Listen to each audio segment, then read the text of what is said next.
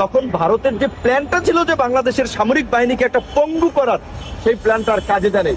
যেই কারণে সেই আপনার এই ৭৮ থেকে এই অল্প কয়েক বছরের মাধ্যমে জিয়াকেও কিন্তু সরিয়ে দিয়েছে ভারত। এমনকি তার সর্বশেষ আক্রমণটা তারা এই দীর্ঘদিন ধরে যে প্ল্যান পরিকল্পনা করে তারা যে করে রেখেছিল, তার সর্বশেষ ইমপ্লিমেন্টেশন করেছে বিডিআর বিদ্রোহের মাধ্যমে।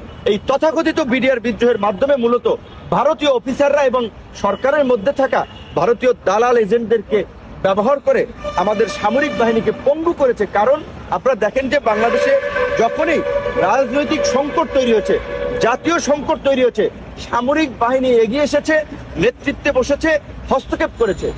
আজকে সাধারণ মানুষও কিন্তু মনে করে যে বাংলাদেশের ক্ষমতার পরিবর্তনের দুইটা পথ আছে। একটা ধারাবাহিকভাবে রাজনৈতিক আন্দোলনের মাধ্যমে একটা গণ অভ্যুত্থান, অথবা একটা সামরিক কূপ।